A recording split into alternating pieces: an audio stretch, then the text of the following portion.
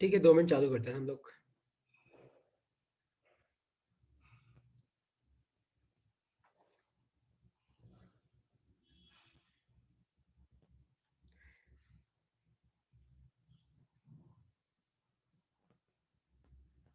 ठीक है, टॉपिक लिखो अपनी कॉपी में, प्रिज्म रिफ्रैक्शन एंड डिस्पर्शन। तो पहले हम प्रिज्म की प्रॉपर्टीज देख लेते हैं, लाइक प्रिज्म में इंसिडेंट रे क्या होती है, रिफ्रैक्टेड क्या होती है, और फिर हम इसके न्यूमेरिकल पे जाएंगे और डेरिवेशन पे। सबसे पहले ध्यान से देखो अपनी कॉपी में, सपोज करो कि एक प्रिज्म है और मान लो कि प्रिज्म के अंदर का रिफ्रैक्टिव इंडेक्स है n2 और बाहर का रिफ्रैक्टिव इंडेक्स है n1, और आपको दे रखा है कि n2 is greater than n1। आपको क्या दे रखा है कि अंदर का रिफ्रैक्टिव इंडेक्स बाहर से ज्यादा है। ये वाला जो एंगल है, ये वाला एंगल है मान लो ए, इस ए को हम बोलते हैं एंगल ऑफ प्रिज्म। ये कौन सा एंगल होता है? Angle of prism. ठीक है, और सपोज करो कि आपकी एक लाइट इस तरीके से इंसिडेंट होती है, ये आपकी इंसिडेंट रे। तो आपको सबसे पहले क्या करना है, सबसे पहले आपको इस पॉइंट पे नॉर्मल बनाना है। तो नॉर्मल कैसे बनाते? Normal will be perpendicular to the surface. तो इस तरीके से क्या करना है, आपको एक नॉर्मल बनाना है, और इंसिडेंट रे नॉर्मल के साथ जो एंगल बनाती है उसको हम बोलते हैं एंगल ऑफ इंसिडेंस आई, है ना। तो ये आपका नॉर्मल हो गया, ये आपका एंगल ऑफ इंसिडेंस। अब ध्यान से देखना, लाइट आपकी रेयर मीडियम से डेंसर मीडियम में जा रही है। ध्यान से देखो, n1 से n2 में जा रही है, तो light will bend towards normal. तो आपकी लाइट क्या होगी, नॉर्मल की तरफ बेंड हो जाएगी। बेंड हो जाएगी इसका मतलब, सपोज करो ये आपकी लाइट बेंड हो गई और ये आपका एंगल है R1, और अब आपकी लाइट कहां पहुंची, यहां पे। तो आप क्या करो, यहां पे नॉर्मल बनाओ। तो इस तरीके से नॉर्मल बनाया, और अब आपकी लाइट देखो इस जगह डेंसर से रेयर जा रही है, तो light will bend away from normal. तो ये आपका एंगल ऑफ इमरजेंस होता है ई। तो ध्यान से देखो, अभी तक हमने कितना एंगल बनाया, और ये आपका एंगल है R2। ध्यान से देखो, ये वाला एंगल है एंगल ऑफ प्रिज्म, ये जो आई है ये है एंगल ऑफ इंसिडेंस, जो ई है वो है एंगल ऑफ इमरजेंस। तो ये जो होती है ना, इसको हम बोलते हैं इंसिडेंट रे, क्योंकि ये प्रिज्म पे इंसिडेंट हो रही है। इसको हम बोलते हैं इमरजेंट रे। इमरजेंट मतलब ये आपके प्रिज्म से बाहर जा रही है, और ये जो अंदर होती है ना, इसको हम बोलते हैं रिफ्रैक्टेड रे। ये जो अंदर होती है इसको हम क्या बोलते हैं, रिफ्रैक्टेड रे, क्योंकि ये प्रिज्म के अंदर है। तो ध्यान से देखना, प्रिज्म के बाहर का रिफ्रैक्टिव इंडेक्स है n1, अंदर का रिफ्रैक्टिव इंडेक्स है n2। और आपको क्या दे रखा है, आपको दे रखा है कि n2 ग्रेटर देन n1, अंदर का रिफ्रैक्टिव इंडेक्स बाहर से ज्यादा है। तो एक लाइट आई, तो पहले तो वो रेयर से डेंसर जा रही है, तो बैंड टूवर्ड्स द नॉर्मल, फिर डेंसर से रेयर है तो बैंड अवे फ्रॉम नॉर्मल। और अभी तक हमने 4 एंगल पढ़े, कौन से? Angle of incidence I, angle of emergence E, angle of prism ए, और R1 और R2, ये रिफ्रैक्शन एंगल है। ठीक है, तो एक बार अपनी कॉपी में बना लो, क्योंकि फिर मैं थोड़ी कंस्ट्रक्शन करूंगा। आसान है, कोई टफ चीज नहीं है, एक बार इसको अपनी कॉपी में बना लो, मेरे साथ साथ इसको कॉपी में बना लो ताकि तुम्हें याद हो जाएगा। और याद रखना, सारे एंगल किसके साथ बनते हैं, नॉर्मल के साथ। तो याद रखना, ये वाला एंगल कितना है, ये वाला एंगल भी 90 है, और ये वाला एंगल कितना है, ये वाला एंगल भी कितना है आपका, 90 डिग्री। ठीक है, सारे एंगल नॉर्मल के साथ बनते हैं। तो एंगल ऑफ इंसिडेंट किसके साथ बना है, नॉर्मल के साथ। एंगल ऑफ रिफ्रैक्शन भी किसके, देखो ये नॉर्मल के साथ बना है। R2 भी किसके साथ बना है, देखो नॉर्मल के साथ। और ई भी किस, कई लोग क्या करते हैं, इसको ही लगा देते हैं, इसको नहीं। एंगल ऑफ इमरजेंस किसके साथ बना है, नॉर्मल के साथ। ठीक है, अब तुम ध्यान से देखो, सब यहां पे ध्यान से देखो। सपोज करो कि मैं इंसिडेंट लाइट को आगे की तरफ एक्सटेंड करता हूं, और इस रिफ्रैक्ट इमरजेंट लाइट को पीछे की तरफ एक्सटेंड करता हूं। तो ये जो एंगल होता है ना, इसको बोलते हैं हम एंगल ऑफ डेविएशन। ये कौन सा एंगल है, एंगल ऑफ डेविएशन। इसको बोलते हैं हम, क्योंकि ये अपना पूरा डेरिवेशन डेविएशन निकालने के लिए ये डेल क्या होता है, ये होता है आपका एंगल ऑफ डेविएशन। इसको बना लो अपनी कॉपी में, और अब तक कोई डाउट है तो पूछो। इसको बना लो, और अब तक कोई डाउट है तो पूछो। Angle of prism, angle of incidence, angle of emergence, R1 R2 और एंगल ऑफ डेविएशन। अब तक तुम्हें कोई डाउट है तो पूछ लो। ठीक है, तो अब तुम ध्यान से देखना, ये वाला आपका आई एंगल है, तो ये वाला कितना बचा, आई माइनस R1 बचा कि नहीं बचा।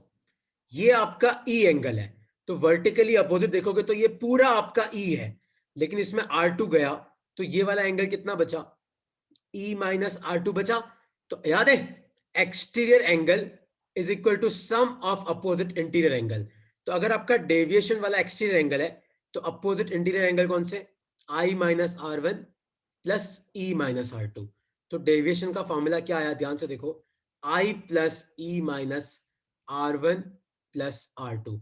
लिख लो अपनी कॉपी में, बहुत इंपॉर्टेंट फॉर्मूला है। अगर आपको आई और ई दे रखा है तो आप डेल आसानी से निकाल सकते हो, लिख लो।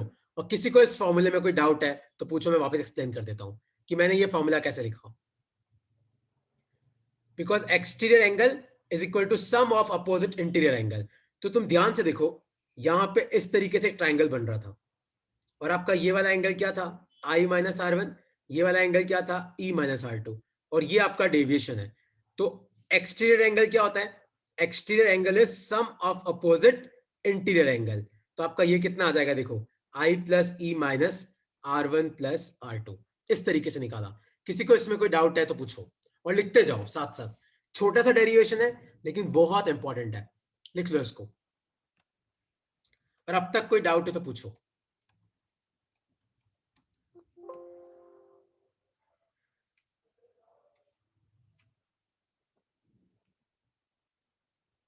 कोई भी डाउट है अब तक तो क्लियर कर लो। तो एक तो डेविएशन एंगल का फॉर्मूला याद रखना और एक इन सब का। अब तुम ध्यान से देखना, सब एक चीज ध्यान से समझना। सपोज करो कि मैं क्वाड्रिलेटरल लेता हूं ए, मान लो ये जो पॉइंट है वो है बी, मान लो ये जो पॉइंट है वो है सी, और ये जो पॉइंट है वो है डी। तो आप मुझे बताओ किसी भी क्वाड्रिलेटरल के चारों एंगल का सम क्या होता है, किसी भी क्वाड्रिलेटरल के चारों एंगल का सम होता है 2 पाई। होता है कि नहीं होता है, चारों एंगल का सम कितना होता है 360। लेकिन तुम ध्यान से देखो तो ये वाला एंगल 90 है, ये वाला एंगल 90 है, तो बी और डी आपका 90 90 है। तो क्या बचा, angle A plus pi by two plus angle C plus pi by two equal to 2 पाई। तो आप मुझे बताओ angle A plus angle C कितना बचेगा, पाई बचेगा नहीं बचेगा। कौन से क्वाड्रिलेटरल में, अपनी कॉपी में लिख लेना, in quadrilateral A B C D. तो ए आपका ये वाला एंगल है, बी मतलब ये वाला एंगल, डी मतलब ये देखो 90 है, और सी मतलब ये वाला एंगल है ना। लिख लो अपनी कॉपी में, angle A plus angle C equal to pi. कोई डाउट तो नहीं कैसे लिखा मैंने ये, आपके दो एंगल 90 है तो 90 और 90 180 उधर गए, 180 मतलब पाई, तो ए प्लस सी क्या बचा तुम्हारा, पाई बचा। ठीक है, और तुम ध्यान से देखो नीचे एक ट्राइंगल बन रहा है बी सी डी, सबको ये ट्राइंगल दिख रहा है बी सी डी। तो in triangle B C D तुम ध्यान से देखो, एक एंगल है आर वन, एक एंगल है आर टू, एक एंगल है सी, और इनका सम भी क्या है, पाई। तो तुम इन दोनों इक्वेशन को कंपेयर करो, मान लो ये इक्वेशन नंबर 1, ये इक्वेशन नंबर 2, ये इक्वेशन नंबर 3। तुम ध्यान से देखो ए प्लस सी पाई है और R one plus R two plus C भी पाई है। इसका मतलब क्या, लिख लो अपनी कॉपी में कि R one plus R two किसके बराबर है, ए के बराबर है। आया समझ में, लिख लो। ये सारे जो तुम्हें इक्वेशन लिखवाई है मैंने, इनसे न्यूमेरिकल बनते हैं, ये सब इक्वेशन लिख लो। तो डेविएशन मैं वापस पूरा एक्सप्लेन कर रहा हूं, पूरा एक्सप्लेन करूंगा वापस, लेकिन एक बार लिख लो।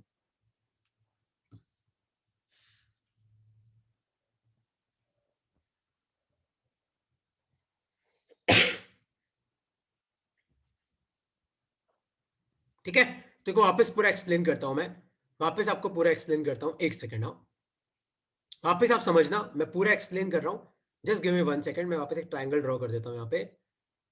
तो मान लो कि ये अपना प्रिज्म है, सपोज करो कि ये अपना प्रिज्म है। 1 सेकेंड। हाँ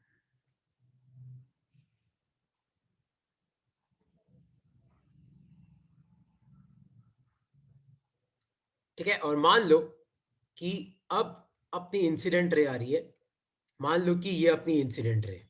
सबसे पहले आपको क्या करना है, यहाँ पे एक नॉर्मल बनाना है। तो ये आपका एंगल ऑफ इंसिडेंस हो जाएगा आई, फिर आपकी light will bend towards normal. ये तो मैंने पैरेलल बनाई है, जरूरी नहीं है पैरेलल हो, है ना। और फिर इसको एक्सटेंड कर देना, फिर यहाँ पे आप एक नॉर्मल बनाना, ये वाला एंगल कितना है R2, और light will bend away from normal. ये आपका हो जाएगा एंगल ऑफ इमरजेंस E। ये आपका angle of prism A। Suppose करो ये पॉइंट B, ये पॉइंट C और ये पॉइंट D।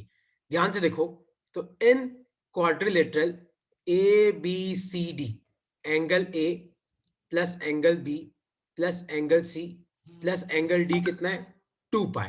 चारों एंगल का सम कितना था, 360। लेकिन ध्यान से देखो आपका बी और डी कितना है, 90। तो आपका क्या बचेगा, आपका बचेगा angle A plus angle C, कितना बचेगा, पाई बचेगा। ये आपकी इक्वेशन नंबर 1। फिर आप ट्राइंगल देखो, in triangle B C D, ध्यान से देखो, R1 plus R2 plus angle C कितना है, पाए। तो ध्यान से देखो, इन दोनों इक्वेशन को कंपेयर करो, तो A प्लस सी पाए और R1 plus R2 plus C भी पाए। इसका मतलब R1 प्लस R2 किसके बराबर है, एंगल ऑफ प्रिज्म A के बराबर है। लिख लो इसमें, और इसमें किसी को कोई डाउट है तो पूछो। इस अब तक जो मैंने इक्वेशन लिखी, विमन्यु कोई डाउट है, प्रियल कोई डाउट है, ऋषिता तो पूछो, हेतल कोई डाउट है इसमें तो पूछो कि मैंने ये इक्वेशंस कैसे लिखी। तो एक तो क्वाड्रिलेटरल के लिए लिखी, एक मैंने ट्राइंगल के लिए लिखी। इसको किसी को इसमें कोई डाउट है तो पूछो। ओके, तो तुम्हें कोई डाउट नहीं है तो अब तुम ध्यान से देखो, लिखो अपनी कॉपी में, क्योंकि ये इंपॉर्टेंट है। लिखो कंडीशन फॉर मिनिमम डेविएशन। तो अपने कोर्स में एक कंडीशन है कि आपकी लाइट का मिनिमम डेविएशन कब होगा। तो नीचे इस लाइन को लिखो, मिनिमम डेविएशन कब होगा, when refracted ray is parallel to the base and both the angle of refraction are equal and I equal to E. तो याद रखना, मिनिमम डेविएशन पे मतलब आपकी लाइट का डेविएशन मिनिमम कब होगा, तो याद रखना मिनिमम डेविएशन पे आई और ई बराबर हो जाएंगे और R1 और R2 बराबर हो जाएंगे। ये एक्चुअली डिफरेंशिएशन से आता है, जिसके पास मैथमेटिक्स है वो डिफरेंशिएट करके निकाल सकते हैं इसको, लेकिन अपने को फिजिक्स में खाली याद रखना है कि जब मिनिमम डेविएशन होता है तो I और E बराबर हो जाते हैं और R1 और R2 क्या हो जाते हैं, बराबर हो जाते हैं। लिख लो अपनी कॉपी में। तो कोई तुम्हें पूछे what are the conditions for minimum deviation for a prism, तो आपको क्या लिखना है, आपको लिखना है कि एक तो आपकी रिफ्रैक्टेड रे बेस के पैरेलल हो जाएगी, दूसरा आई ई के बराबर हो जाएगा और R1 और R2 बराबर हो जाएंगे। लिख लो अपनी कॉपी में और इसको याद रखना, इस चीज को याद रखना। तो ये अपना एंगल ऑफ प्रिज्म था, ये अपनी इंसिडेंट लाइट थी, यहां पे याद है, यहां पे मैंने एक नॉर्मल बनाया था, ये आपका एंगल ऑफ इंसिडेंस आया था, ये आपकी रिफ्रैक्टेड लाइट थी, फिर मैंने यहां पे भी क्या किया था, नॉर्मल बनाया था, और ये आपकी इमर्जेंट लाइट थी, ये आपका एंगल ई था, ये R1 था और ये R2 था। और हम लोगों ने अब तक पता है कितनी इक्वेशन निकाल रखी, एक तो ये डेविएशन का फॉर्मूला क्या होता है, I plus E minus R1 plus R2। ठीक है, अब तुम ध्यान से देखना, बस इस इक्वेशन को यूज करेंगे और आंसर आ जाएगा। एक बार लिख लो अपनी कॉपी में, और एक कंडीशन याद रखना, कोई तुम्हें पूछे कि बताओ अगर किसी प्रिज्म से मिनिमम डेविएशन हो रहा है, तो याद रखना कि ये जो रिफ्रैक्टेड लाइट होती है ना, ये आपके बेस के क्या होती है, पैरेलल होती है। तो refracted rays parallel to the base, both the angle of reflection are equal. इसका मतलब क्या है, R1 R2 के बराबर होगा और I और E बराबर होते हैं, मतलब एंगल ऑफ इंसिडेंस और एंगल ऑफ इमरजेंस क्या होते हैं, बराबर होते हैं। लिख लो अपनी कॉपी में इसको, ठीक है। और याद रखना R1 प्लस R2 किसके बराबर है, A के बराबर, और मिनिमम डेविएशन पे I किसके बराबर होता है, E के। तो मिनिमम डेविएशन की बात करेंगे ना, तो हम इसको लिखेंगे डेल M। डेल M का मतलब है मिनिमम डेविएशन, और I और E तो बराबर है, तो इसको अपन क्या लिख सकते हैं, I प्लस आई 2I, और R1 प्लस R2 किसके बराबर है, A के, तो ये हो जाएगा A। तो यहां से I निकालो कितना आएगा, A को उधर लेके जाओ, तो del M plus A equal to क्या आ जाएगा, 2I। तो ध्यान से देखो आपका I कितना आ जाएगा, del M plus A divided by 2। लिख लो अपनी कॉपी में, लिख लो, बहुत इंपॉर्टेंट फॉर्मूला है, लिख लो इसको अपनी कॉपी में, लिख लो इस पूरे को। और अब तक कोई डाउट है तो पूछो।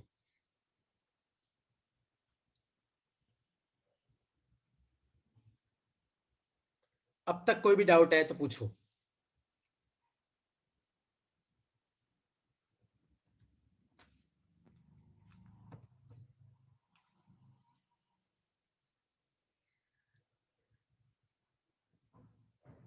किसी को कोई भी डाउट है बेटा तो क्लियर कर लो, और डाउट नहीं है तो बस अब हम इस डेरिवेशन के एंड की तरफ जा रहे हैं, उसके बाद हम पूरा एक बार वापस देख लेंगे।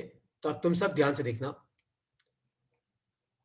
तो बेसिकली हमारे पास एक ट्राइंगल था, इस तरीके से था। तो अब तुम ध्यान से देखो, अब मैं स्नेल्स लॉ लगाऊंगा। तो R1 plus R2 equal to ए, ये कंडीशन तो हमेशा रहेगी, है ना, चाहे मिनिमम डेविएशन हो या नहीं हो। लेकिन मिनिमम डेविएशन पे मैंने तो अभी क्या बोला, रिफ्रैक्शन एंगल बराबर हो जाते हैं। तो मिनिमम डेविएशन पे R1 R2 बराबर है, तो अपन इसको क्या लिख सकते हैं, 2R1 इक्वल टू ए। तो R1 को अपन क्या लिख सकते हैं, a बाय 2। ठीक है, क्या लिख सकते हैं, a बाय 2, तो बस यहाँ पे तुम्हारी डेरिवेशन खत्म होती है। तो यूजिंग स्नेल्स लॉ, अगर हम स्नेल्स लॉ का यूज करें इस पॉइंट पे, पॉइंट नंबर 1 पे, तो क्या होगा, n1 साइन आई equal to n2 sine r1। यहां पे n1 क्या है, बाहर वाला मीडियम, n2 क्या है, अंदर वाला मीडियम। तो n1 साइन आई और i क्या है, del m plus a by 2, और n2 और r1 क्या है, साइन a बाय 2। लिख लो अपनी कॉपी में, यहां पे तुम्हारी डेरिवेशन खत्म होती है। एग्जाम में आता है draw throw diagram to show refraction due to prism and derive this formula. और इस फॉर्मूला से तुम्हारे काफी एमसीक्यूज भी सॉल्व हो जाते हैं। तो इस फॉर्मूला को तुम्हें याद रखना है, n1 साइन, डेल एम का मतलब है minimum deviation, plus a by 2, a मतलब कौन सा एंगल है, एंगल ऑफ प्रिज्म, मतलब अगर ये रिफ्लेक्टेड रे है तो ये वाला एंगल तुम्हें लेना है। n2 मतलब अंदर का reflective index, sine a by 2। लिख लो अपनी कॉपी में। और अब तक किसी को किसी भी स्टेप में कोई डाउट है तो पूछो। इसके साथ तुम्हारा प्रिज्म का रिफ्लेक्शन का टॉपिक खत्म होता है। अभी काफी एजम्पशन बाकी है, लेकिन अब तक किसी को कोई डाउट है तो पूछो। खुश कोई डाउट है, हेतल कोई भी डाउट है तो पूछो यार। विमन्यु कोई भी डाउट है तो आप पूछो, आप पूछोगे नहीं तो मुझे पता नहीं पड़ेगा। ऋषिता कोई डाउट है बेटा तो पूछो कि ये इक्वेशन कैसे है। कल्पित कोई डाउट है तो पूछो। तो ठीक है, हम क्या करते हैं, एक बार वापस पूरा डिराइव कर लेते हैं, ठीक है। तो अब सब समझना, ये लिख लो एक बार, कोई नहीं, आराम से लिख लो।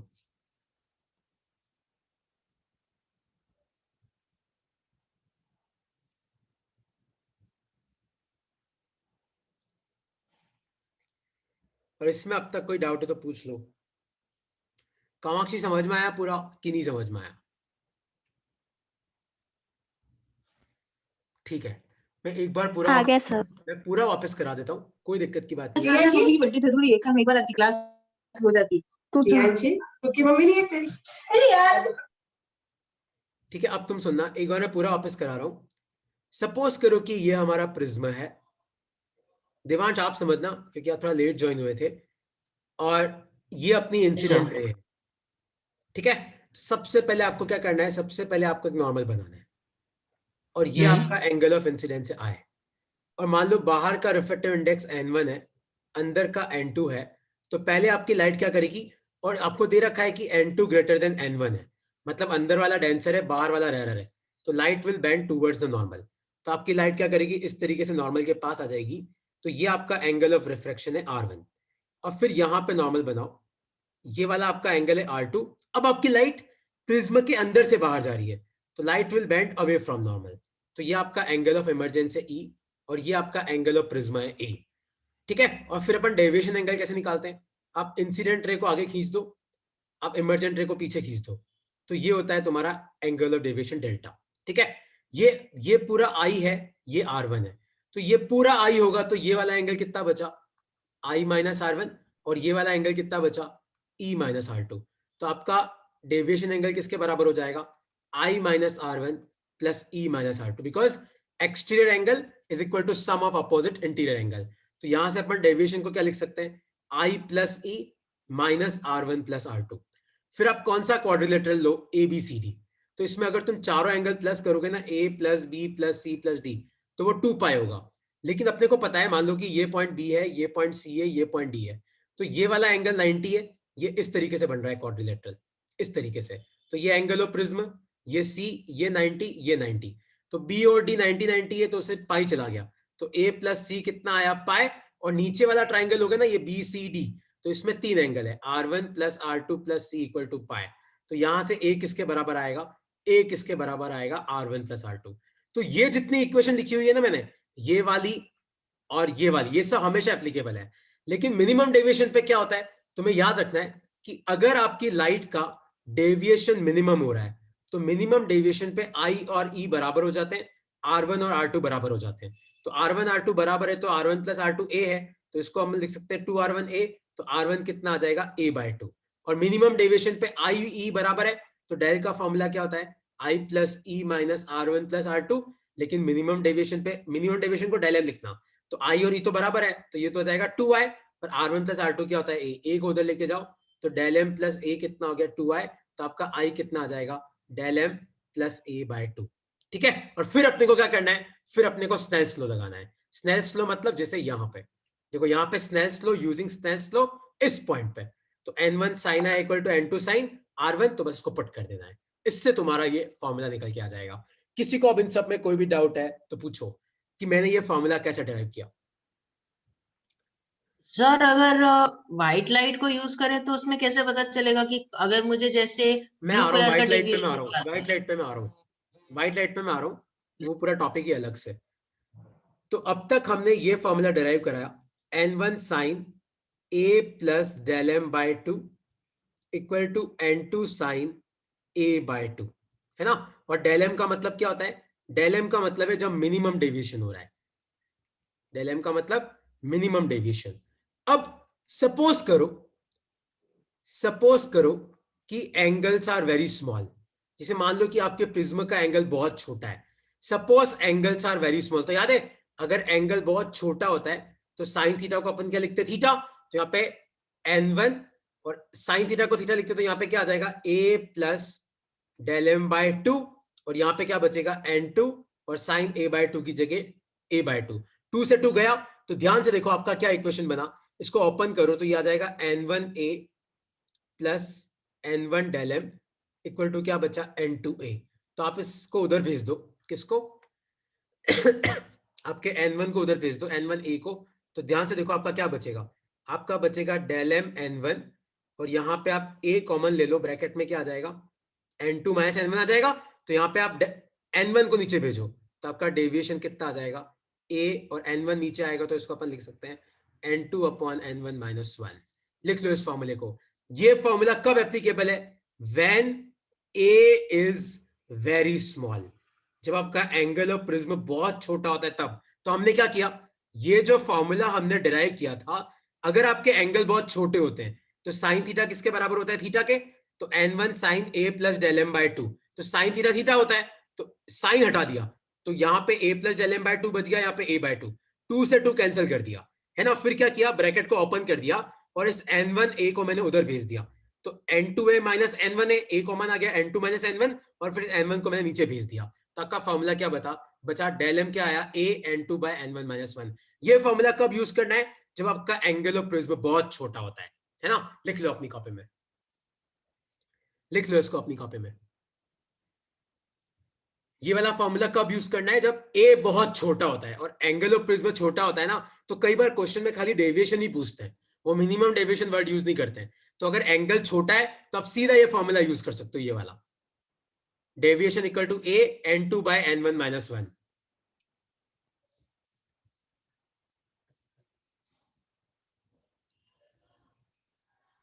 ठीक है, तो अब तुम ध्यान से देखना, ये लिख लो अपनी कॉपी में। अब मैं तुम्हें ना एक टॉपिक ऐसा बता रहा हूं जिससे काफी एमसीक्यू सॉल्व होते हैं, है ना। तो एक बार लिख लो इसको अपनी कॉपी में, फिर मैं तुम्हें एक्सप्लेन करता हूं।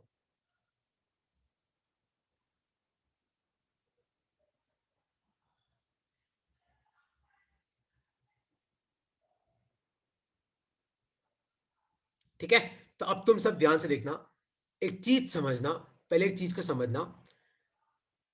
सब में लिख लिया ये वाली चीज एक बार लिख लो, फिर मैं तुम्हें वो चीज बताकर डिस्पर्शन पे आता हूं, एक बार लिख लो इसको।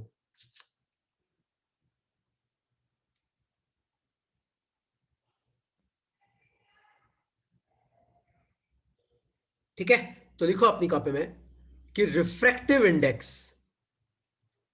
लिखो अपनी कॉपी में, refractive index of a medium, किसी भी मीडियम का refractive index is inversely proportional to wavelength होता है, is inversely proportional to wavelength. तो जितना ज्यादा वेवलेंथ होगा उतना कम क्या होगा, रिफ्रैक्टिव इंडेक्स होगा। जितना ज्यादा वेवलेंथ होगा ना उतना कम रिफ्रैक्टिव इंडेक्स होगा। जैसे अगर हम बात करें व्हाइट लाइट की, तो व्हाइट लाइट के 7 कंपोनेंट है, VIBGYOR, VIB, GYOR, violet indigo blue, green yellow orange red. याद रखना, जब तुम वायलेट से रेड की तरफ जाते हो ना तो आपका वेवलेंथ तो बढ़ता है, लेकिन याद रखना आपका रिफ्रैक्टिव इंडेक्स क्या होता है, घटता है। और याद रखना deviation is directly proportional to refractive index. तो जिसका जितना ज्यादा रिफ्रैक्टिव इंडेक्स होगा उसका उतना ज्यादा क्या होगा, डेविएशन होगा। मतलब अगर रिफ्रैक्टिव इंडेक्स ज्यादा है तो लाइट बैंड ज्यादा करेगी, रिफ्रैक्टिव इंडेक्स कम है तो लाइट बैंड कम करेगी, और रिफ्रैक्टिव इंडेक्स किस पे डिपेंड करता है? वेवलेंथ ऑफ लाइट पर डिपेंड करता है। तो जितना ज्यादा लाइट का वेवलेंथ होगा, मीडियम का रिफ्रैक्टिव इंडेक्स उतना ज्यादा क्या होगा? कम होगा, है ना? लिख लो इसको अपनी कॉपी में, बहुत इंपॉर्टेंट कंसेप्ट है, याद रखना। वायलेट की वेवलेंथ कम होती है, रेड की वेवलेंथ ज्यादा होती है। तो रेड की वेवलेंथ सबसे ज्यादा है, तो रेड के लिए रिफ्रैक्टिव इंडेक्स सबसे कम होगा, और रेड के लिए रिफ्रैक्टिव इंडेक्स कम होगा तो रेड का डेविएशन क्या होगा? कम होगा। लिख लो अपनी कॉपी में कि refractive index of a medium is inversely proportional to wavelength. तो जितनी ज्यादा आपकी लाइट की वेवलेंथ होगी, उतना कम रिफ्रैक्टिव इंडेक्स होगा। और किस लाइट का कितना डेविएशन होगा डिपेंड करता है रिफ्रैक्टिव इंडेक्स पे। अगर रिफ्रैक्टिव इंडेक्स ज्यादा है तो डेविएशन ज्यादा होगा, रिफ्रैक्टिव इंडेक्स कम है तो डेविएशन कम होगा। लिख लो बस, ये फॉर्मूला लिख लो, ये दोनों, मतलब एक ये लिख लो, एक ये लिख लो, ये समझ में आ जाएगा देख के ही तुम्हें।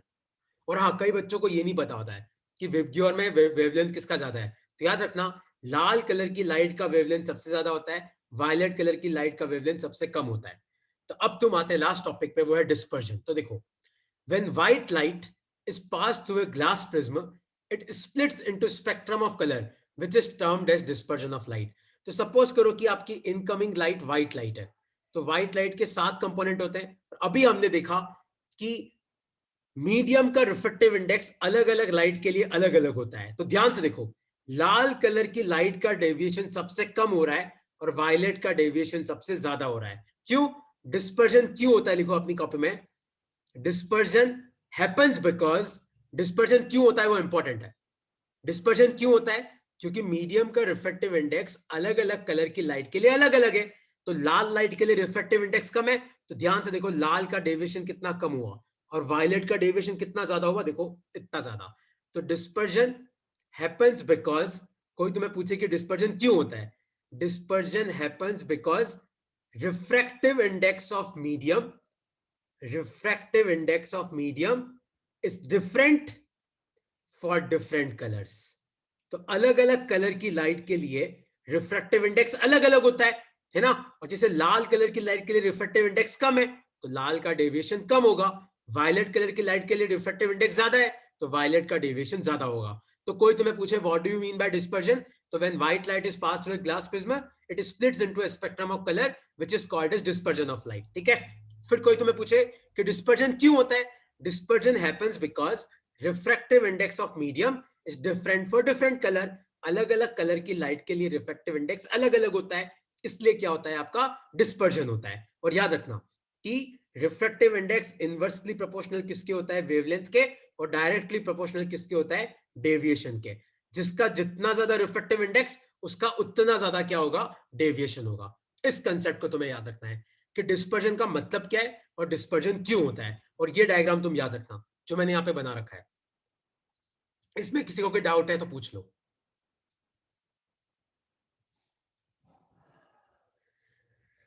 ठीक है? और अगली स्लाइड बहुत इंपॉर्टेंट है, खासकर एमसीक्यूज के लिए, 1 मार्कर क्वेश्चन के लिए, है ना? जैसे कई लोग मुझे पूछते हैं कि सर क्या ग्लास स्लैब से भी डिस्पर्जन होता है? कई लोग मुझे पूछते हैं कि सर ग्लास स्लैब से भी डिस्पर्जन होता है क्या? ग्लास स्लैब से होता क्या है? ग्लास स्लैब में आपके अपोजिट फेस क्या होते हैं? पैरेलल होते हैं। तो आपकी लाइट आती है, लाइट आके यहाँ पे 7 पार्ट में टूट जाती है, लेकिन जब लाइट बाहर जाती है ना, तो सातों पार्ट जुड़ के आपके वापस क्या करते हैं? एक ही पार्ट बन जाता है। तो ग्लास स्लैब में क्या होता है? अंदर टूटती है लेकिन वापस जुड़ जाती है। तो याद रखना, अगर आपके अपोजिट फेस पैरेलल है, अगर आपके अपोजिट फेस पैरेलल है तो डिस्पर्जन नहीं होगा। अगर आपके अपोजिट फेस पैरेलल है तो डिस्पर्जन नहीं होगा। लेकिन अगर आपके अपोजिट फेस पैरेलल नहीं है, जैसे face number 1 face number 2 parallel नहीं है, तो आपका क्या होगा? आपका डिस्पर्जन होगा। तो कोई तुम्हें पूछे कि डिस्पर्जन कब नहीं होता है? जब अपोजिट फेस क्या होते हैं? पैरेलल होते हैं। यहां पे लाइट आती है, 7 पार्ट में टूटती है, लेकिन सामने जाके क्या होता है? वो सातों पार्ट जुड़ के वापस एक ही लाइट बन जाती है। तो डिस्पर्जन कब नहीं होता है? जब अपोजिट फेस पैरेलल होते हैं। अगर मान लो जैसे अपोजिट फेस पैरेलल नहीं है तो आपका डिस्पर्जन होगा। तो if opposite faces are parallel, no dispersion, क्योंकि लाइट टूट के क्या होती है? वापस जुड़ जाती है। लेकिन अगर अपोजिट फेस पैरेलल नहीं है तो एक बार आपकी लाइट टूट गई तो फिर वो टूट के ही बाहर निकलती है अलग अलग होके, तो डिस्पर्जन होता है। इस कंसेप्ट को तुम्हें याद रखना है, ठीक है। तो कोई मान लो एग्जाम, मैं तुम्हें एक शीट भेजूंगा आज, तो तुम मुझे बताना उस शीट में 2-3 क्वेश्चन होंगे कि किसमें डिस्पर्जन होगा, किसमें डिस्पर्जन नहीं होगा, ठीक है। और एक लास्ट चीज देख लो, ये कुछ फॉर्मूले में लिखवा रहा हूं, लास्ट चीज लिख लो अपनी कॉपी में, मीन डेविएशन। कोई तुम्हें पूछे, ये सिर्फ फॉर्मूले हैं, लिख लो अपनी कॉपी में, मीन डेविएशन मतलब वायलेट लाइट का डेविएशन कितना हुआ, तो उसका फॉर्मूला है ny-1 इंटू ए। यहां पे डेल का मतलब डेविएशन है, एन का मतलब क्या है, रिफ्रैक्टिव इंडेक्स, ठीक है। फिर एक आता है एंगुलर डिस्पर्जन। क्या फॉर्मूला आता है, ये सब फॉर्मूला लिख लो अपनी कॉपी में, याद करने तुम्हें। एंगुलर डिस्पर्जन, एंगुलर डिस्पर्जन का मतलब है कि आपकी वायलेट लाइट का कितना डेविएशन हुआ माइनस आपकी येलो लाइट का कितना डेविएशन हुआ, del V minus del Y. इसको लिख लो अपनी कॉपी में।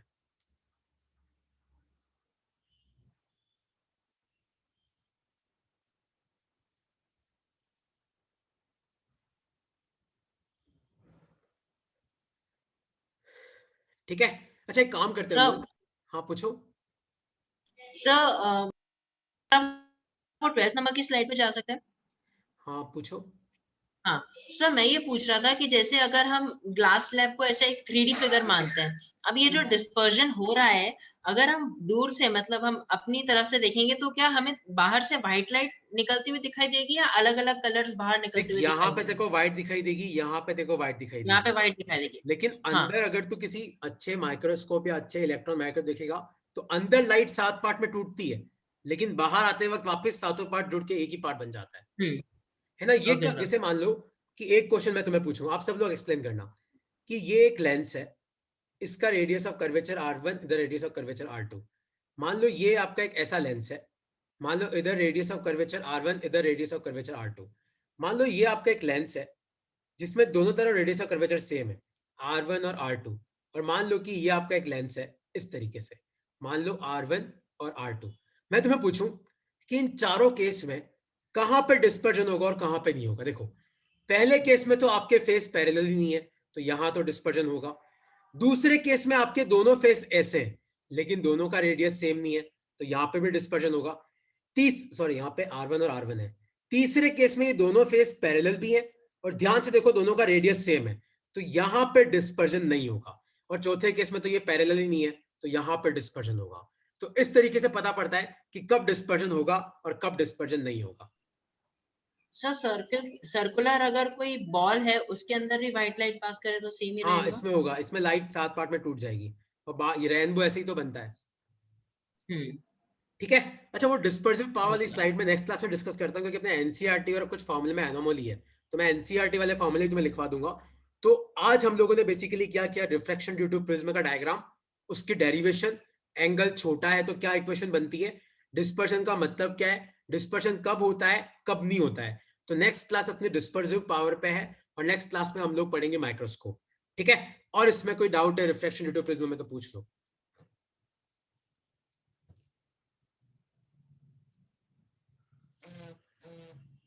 ठीक है, नेक्स्ट क्लास अपनी बेसिकली माइक्रोस्कोप और डिस्पर्सिव पावर पे है, क्योंकि अपने एनसीईआरटी और बाकी रेफरेंस बुक में एक एनोमली है ना, वो मैं तुम्हें एक्सप्लेन कर दूंगा ताकि तुम्हें कंफ्यूजन ना हो, तो उसके आगे हम फिर कंटिन्यू करेंगे, ठीक है। चलो ओके यार, तो मुझे तुम कोई भी डाउट है तो भेज देना, ये नोट्स स्लाइड रिकॉर्डिंग में तुम्हें भेज रहा हूँ और एक शीट में तुम्हें भेज रहा हूँ डिस्पर्जन की, ठीक है। अब अपने को एटमैक्स 12-14 क्लासेस और लगेगी अपना सिलेबस कंप्लीट करने में, है ना। तो तब क्योंकि मॉडर्न फिजिक्स बहुत छोटा है, बहुत जल्दी आराम से हो जाएगा, तुम बस शीट करते रहो और नोट्स लिखते रहो, है ना। ठीक है चलो ओके यार, बाय बाय।